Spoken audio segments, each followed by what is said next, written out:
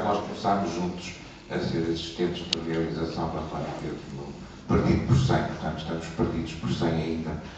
Ora bem, muito obrigado, Paulo. Para quem tenha visto um filme, Coitado do Jorge, não é caro, é entrevistador, no Coitado do Jorge foi o último filme que eu fiz em que a personagem central era, de certa maneira, parecida comigo. Era um intelectual, professor de liceu, que era mais bonito do que eu, mas era parecido comigo no meio social em que se movimentava e olhava pela janela, muitas vezes pela janela do seu automóvel, o mundo dos outros. Descobria, havia um rapazito que assaltava a casa e ele começava a ficar interessado por como é que há pessoas que podem viver de outra maneira que não aquela em que eu vivi. Como é que o mundo pode ser diferente. Todos os meus filmes antigos, eu só descobri isto agora, a falar com o Francisco, mas não pensei, não há nada premeditado nas coisas que vou fazendo. Mas esse foi o último filme em que há um narrador central a quem acontecem coisas e que pertence à minha classe social. Se calhar eu fiz o mesmo percurso que ele. Enquanto eu estava a fazer o Coitado do Jorge, comecei a interessar muito por dois atores que entravam no filme, o Manuel Vibor, que fazia o jovem assaltante, e a Joana Bárcia. Achei-os absolutamente maravilhosos, de ingenuidade, de disponibilidade, de presença, e deu uma dor muito grande, não os queria abandonar. Não queria dizer usei-vos neste filme, eu sentia-me responsável por eles. Eu tinha vivido muito tempo no estrangeiro, cerca de 14 anos não trabalhava cá com regularidade, e achei que aquilo que eu tinha aprendido e os privilégios que eu tinha tido na minha vida sendo assistente de grandes mestres podiam ser úteis para este rapaz e raparigas, que eram muitos que estavam a surgir. Nesta altura do Coitado do Jorge, comecei nessa altura a escrever, isto era para aí 93, tive um convite da RTP para escrever uns episódios para televisão, nunca tinha feito. Achei graça, porque nessa altura era um bocadinho moda fazerem-se filmes ou séries em episódios para televisão. Eu tinha acabado de ver alguns que me tinham impressionado bastante, do Kieslowski, sobre o decálogo do Kieslowski, que era 91, 90, mais ou menos, sobretudo muito bonito, Não Matarás. E pensei, sim senhor, vou fazer 4 episódios sobre isto, era para Lisboa, para ser exibido na RTP Lisboa 94, portanto foi escrito em 93. Vou fazer 4 episódios que se chamam Primavera, Verão, Outono e Inverno e que são circulares. O inverno pode ser visto antes da primavera, mas também pode ser ao contrário, ou seja, nenhum dos episódios pode ter definições. Não pode ter nem casamentos nem mortes. Não se pode dizer é depois da morte ou depois do casamento, porque os filmes poderiam ser vistos sempre em circular. Escrevi 2 episódios e meio, todos gostaram muito na RTP e no Lisboa 94. Quando gostam muito é o pior, não se faz. Portanto, aquilo andou de uma gaveta para outra, todos a gostarem imenso, mas o dinheirinho nunca mais aparecia. E eu tinha escrito isto para o Manel Viborni, para a Joana e para a Lia Gama. E a Lia Gama vem de uma outra personagem. Também só com esta entrevista que o Francisco fez é que me lembrei. Eu tinha escrito isso para eles e sentia que o tempo estava a passar. Eu estava muito mal visto, estava em pleno desemprego quando voltei para Portugal. Tive 2 anos e meio em completo desemprego, portanto não é uma moda de agora. E consegui que a Gulbenkian nos desse 7.000 contos. 7.000 contos são, nem sei dizer em euros, mas era 7.000 contos para fazer um espetáculo de teatro a partir daqueles 4 episódios. Portanto, não estavam os 4 escritos, eram 2,5 que estavam escritos. Portanto, eu peguei naquilo e consegui escrever um espetáculo e montar o espetáculo na Gulbenkian, grande auditório da Gulbenkian, com a peça António, um rapaz de Lisboa, feita de original, com a mesma sensação de nada poder acontecer de definitivo, e ficou aqui uma estrutura. Eu gostei muito de fazer o espetáculo, teve um grande êxito, foi reposto no Tivoli, que ainda não era BBVA e ainda havia acústica, teve êxito no Tivoli, e eu fiquei com muita pena de não poder filmar a juventude do Manuel Vibor, do Paulo Claro, que entretanto se tinha juntado a nós, da Joana Bárcia, da Silvia Rocha. O tempo está a passar eles não vão ser jovens outra vez, e eu queria filmar estes outros, tal e qual como a personagem do coitado Jorge queria ver os outros na rua. Consegui filmar em 99. A rodagem foi em 99, uma rodagem que correu maravilhosamente.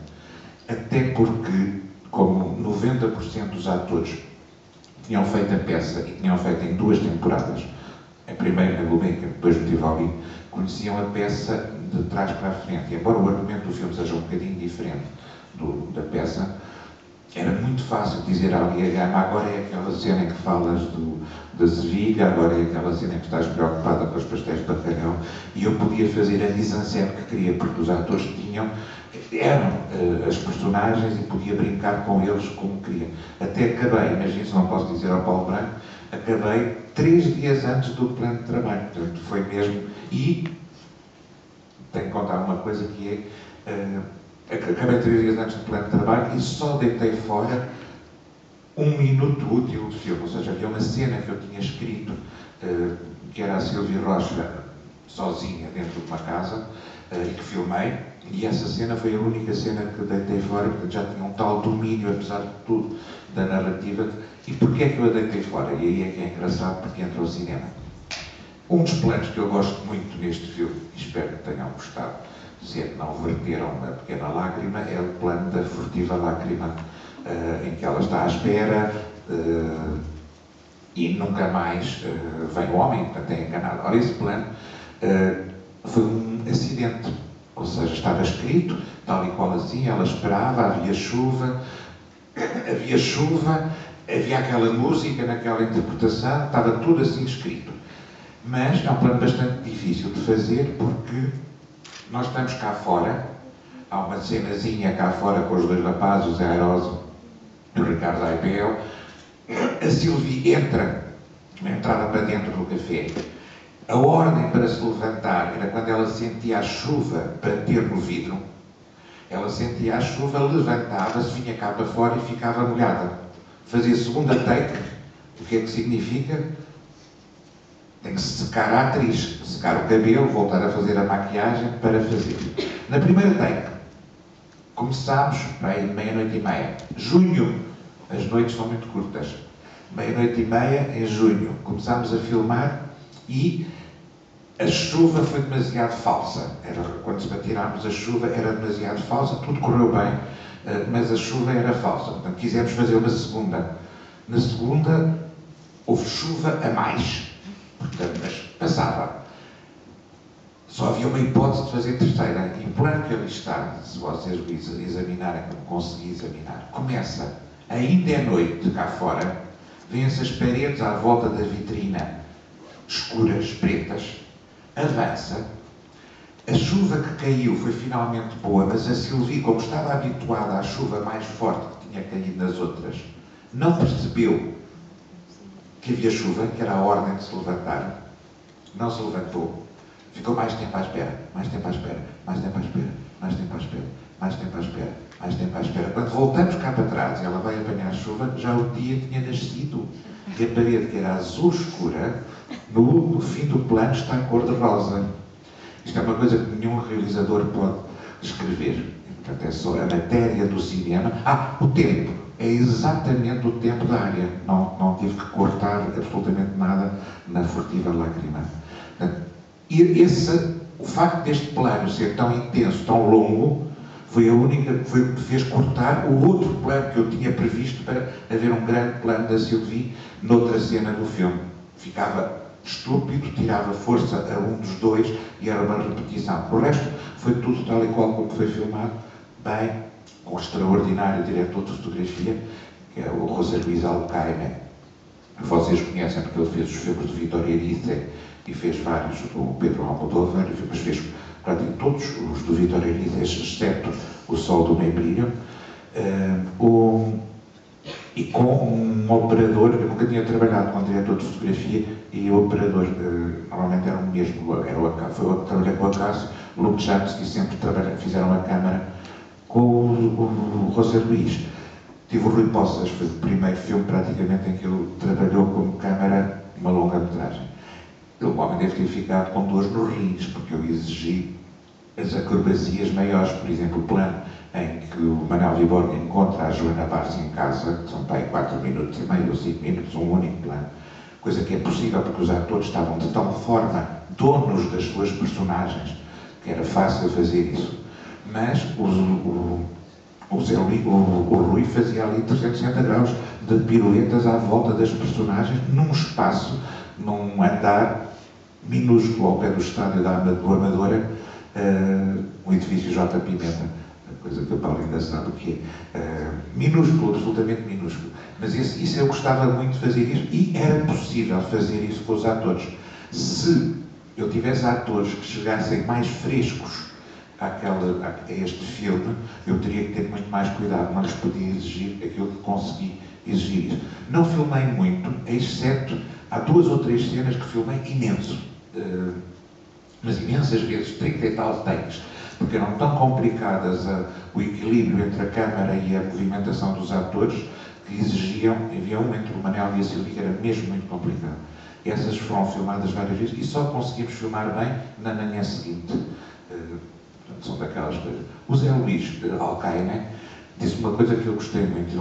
Ele viu o argumento, gostou, interessou-se e disse: temos que filmar não em 35, mas em Super 16, que na altura começava a aparecer. Portanto, é um formato mais pequeno, mas que pode ser bem ampliado, e foi bem ampliado na extinta Tobis, na Tobis. Porquê? Porque quero aqui obter o grão da ampliação que dê mais rudeza a estas personagens e uma cor que é mais bruta, que a película 35, neste momento, isto em 2099, não está a dar. Todo o cinema está a ser demasiado limpo, e eu gostava de uma atmosfera mais granulosa para este filme, que, disse eu, não vai ter os milhões de espectadores que necessita de ter a limpeza das cópias que normalmente o cinema americano, eu tinha acabado de fazer um filme nos Estados Unidos, anda a exigir por causa das múltiplas. Essa foi aquilo que me levou a fazer o filme. A personagem também, que também é uma outra, não sou eu, veio de um filme russo, e só agora também com esta entrevista, um filme russo que me marcou imenso, que nem sei bem como é que se chama, de uma realizadora chamada Kira Muratova, fantástica, que eu vi em Paris por puro acaso, e que tem, mas a história do filme que me fez chorar é uma senhora que tem um filho pai de 16 anos, e o filho diz à mãe: não quero ir viver com o pai, não quero viver contigo. E ela ainda vai passar umas férias numa casa de campo, as últimas férias, com o rapaz. Essa imagem que eu vi em Paris, entre o coitado do Jorge e este filme, marcou-me imenso. Ainda por cima, a Lia Gama agora tem assim um ar de camponesa russa ou de operária russa, portanto já está forte e podia fazer esses papéis. E esta mãe ficou-me. Eu tenho que contar a história destes jovens, mas tenho de pôr aqui uma mãe.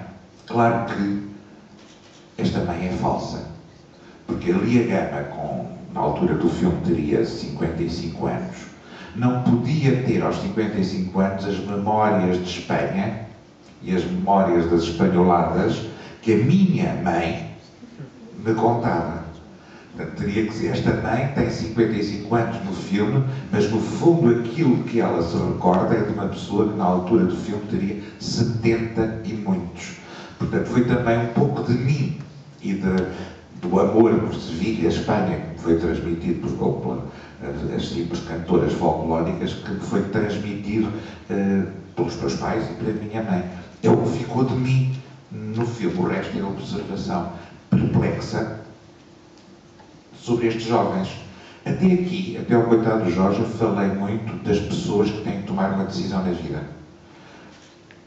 No fundo, é aquela que tem 30 anos, casar, ter filho. Agora, a partir de hoje, não é bem o último dia, o primeiro dia do resto da minha vida, é o último dia do princípio da minha vida. E os meus filmes foram todos falando sobre isso. O último dia da juventude. O agosto é assim, é o último dia do verão. O coitado do Jorge também é a questão, mas o quê? Eu vou ser o resto da minha vida, vou ser sempre isto? Aqui não é isso. Aqui o que me assustou quando voltei para Portugal foi que estes rapazes e raparigas não podiam tomar decisões, não se podiam definir, arrastavam permanentemente, arrastavam ciclopicamente a sua indefinição.